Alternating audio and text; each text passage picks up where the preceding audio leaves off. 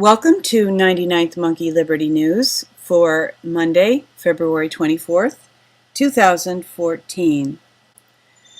As usual, there are a lot of interesting news items over the weekend, and I'm including a few in the notes that are not in the video. So if you have an interest, there is more information in the notes than in the video.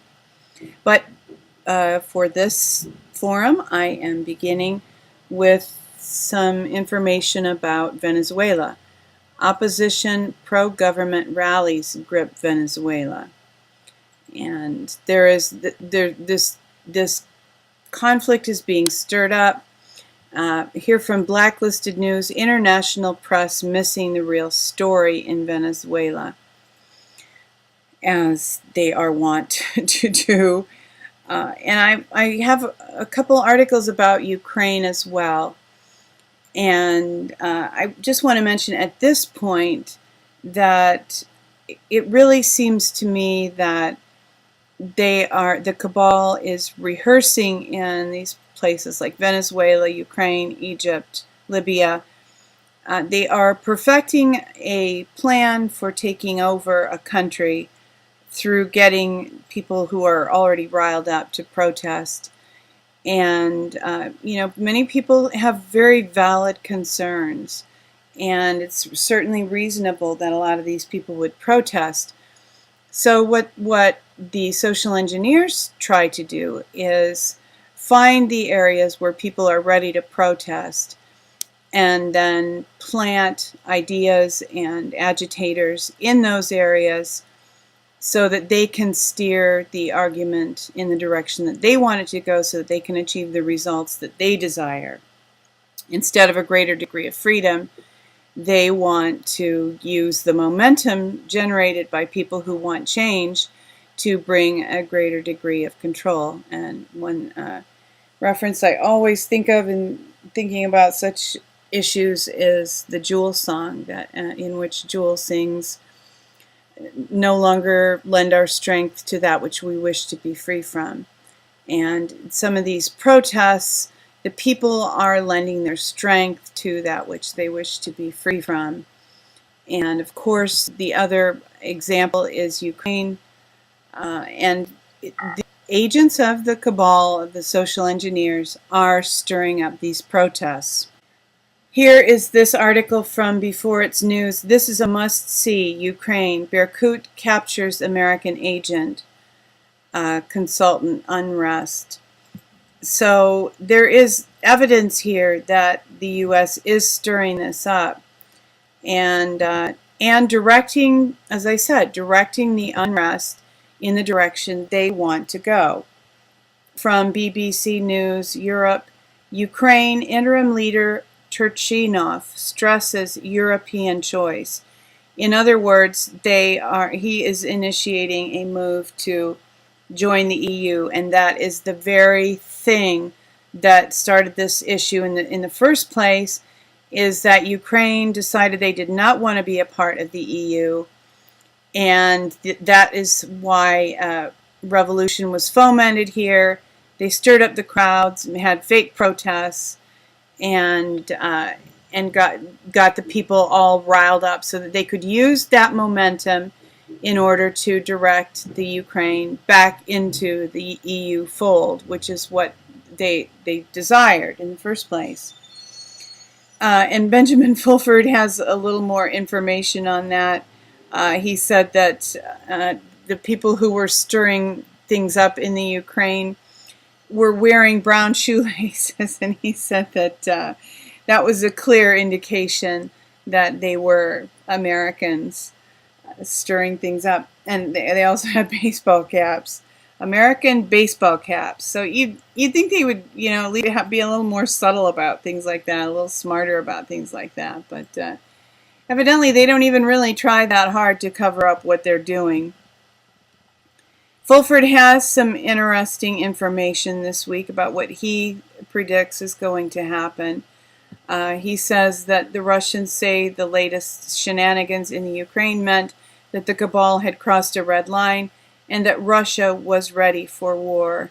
The Asians were more secretive, but nonetheless made it clear some sort of line had been crossed and that action was imminent. So we shall see where that goes. And this is an interesting post from Fulford. He has also written here about banker deaths and states that the Bush and Rockefeller families are planning to murder 1,200 bankers over the coming days in order to hide evidence against them, according to Neil Keenan. And he also extends an offer here, just in case you happen to know anybody who is a banker. In these circumstances, the White Dragon Society is offering protection to any bankers who fear for their lives in exchange for them making public what it is they have done to make them potential targets. Remember, there is no incentive to kill a person in order to silence them once the information is in the public domain. So hopefully some of these things will begin to break. And Fulford stated that at least a part of Ukraine will very likely become a part of Russia. And in light of, as an alternative to joining the EU, certainly that is probably very positive. Now I'm switching gears. This has been an issue for us personally in our house. And there's something bigger behind it. So I'm going to mention it and talk about it a little bit. This is from a blog by a man named Matt Vukas. Comcast is definitely throttling Netflix, and it's infuriating. First, let's talk about the worst company in America. And he goes into some facts, information about Comcast. And of course it's not pretty. Why would Comcast be throttling Netflix? Well, first of all, Netflix is to some extent direct competition with Comcast because Comcast is a cable network and cable networks make money from people watching TV. And if people are watching Netflix, they're not watching cable TV. So there's a very clear conflict of interest here. Very clearly, Comcast has a vested interest in people not watching Netflix. So that is on the surface. And I also suspect that, Comcast is joined with NBC. I also suspect that there is an agenda here that Netflix allows for individual liberties as far as choices of what we watch.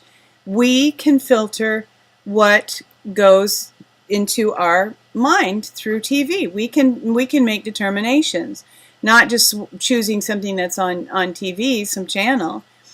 But Netflix, I think, is really a kind of a maverick here in allowing people to choose what we want to watch. They have films about Gerson alternative cancer therapies, and just really some tremendous films and shows are offered on Netflix, and most particularly House of Cards. This is a very obvious reference to the corruption in Washington. It's almost an expose, and Kevin Spacey said 99% of this is true, at least based in fact. Things that really do happen in Washington have happened in Washington. So, Netflix is out there. This show is a Netflix production. Netflix is exposing corruption, and the establishment they're not going to like Netflix. And I would love to see other means of connecting to the internet as an alternative to Comcast and some of these huge mega corporations. Just in light of House of Cards, I am referencing this article from LaRouchePAC.com. A new president for the U.S.A. No more go along to get along.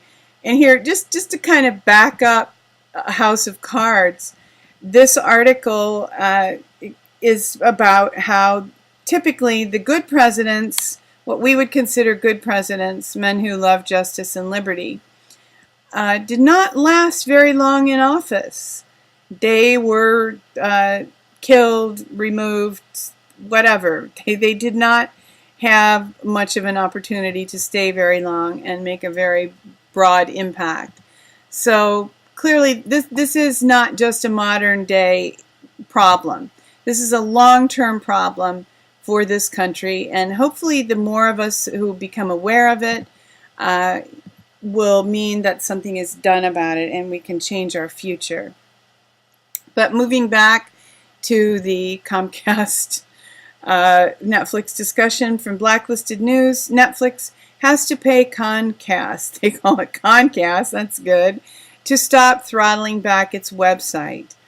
And according to this article, which is reported from the LA Times, Netflix has agreed to pay Comcast to ensure the online service's subscribers get seamless access to movies and TV shows delivered over the internet, according to people familiar with the matter. I'd like to know why. Do we not pay enough for Comcast to be able to use it according to how we want to use it? If we want to watch Netflix, is there some little fine print somewhere that says this can be used for anything but Netflix? This just seems to me to be, tremendous injustice. And this is from, well, this was published recently, but this video was made a little while ago. It's about information that came out a little while ago, a couple weeks anyway. The founder of Comcast calls it a monopoly. So they have intentionally built a monopoly, and they clearly want to control what you watch on TV. And I think that we all need to do whatever we can to insist that we have our liberty to watch Netflix or what we want to watch on YouTube, or whatever media we want to watch, have access to. That's up to us, not Comcast. And here from David Icke, Missouri Republican, Common Core skeptics are paranoid lunatics and should wear tinfoil hats. So if you are a Common Core skeptic, you better go get your tinfoil hat right now. And I don't know what the point of that is. Blocks out the EMFs. Hey, it might actually do some good. And let's talk for a minute about global warming. Just for a minute. The Kansas City Star. Al Gore brings climate change message to Kansas City. He's threatening people that they're going to have another dust bowl because of CO2. I don't think that's what's happening, and neither does Ted Cruz, who went on CNN and stated global warming not supported by data. So thank you, Ted Cruz, for reminding us, giving people a little dose of reality. And I'm moving toward good news. I just wanted to mention this. Hey, there wasn't a terror attack at the Olympics. How great is that? From CNN poll, 57% of Americans think terror attack likely at Sochi Games. And this is from February 5th. 57% of Americans were wrong. They probably only believed this because they were conditioned to believe this by the channels that they watched on Comcast, because certainly there wasn't anything about this on Netflix. Again, the media is used to manipulate Americans and craft our thinking, and the more we can move away from their intentions to craft our thinking, the wiser we will be, and the better equipped we will be to respond to what is really going around us, identify real threats, and deal with real threats instead of these made-up ones. And this is the good news with which I am ending today from WorldNet Daily. Surprise for Obama's North American agenda. And this article states that President Obama's own Democratic Party has impeded the globalist agenda at this week's North American Leaders Summit meeting in Toluca, Mexico, the successor to the Security and Prosperity Partnership of North America that was launched by President George W. Bush.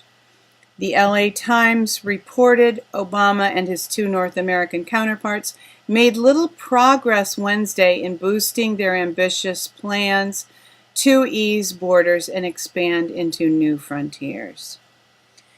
So that is the good news for the day. Evidently, some Democratic Congress people are feeling threatened by the angry mobs wearing tinfoil hats who are objecting to this treaty. And because they would like to stay in Congress, they are responding in the way that the people would like to see them respond, as should happen in a good republic, which hopefully at some point we will once again have. With that, thank you for tuning in for today's 99th Monkey Liberty News. Weeping may endure for a night, but joy comes in the morning. Hoping that you will love one another, take care, and insist on liberty.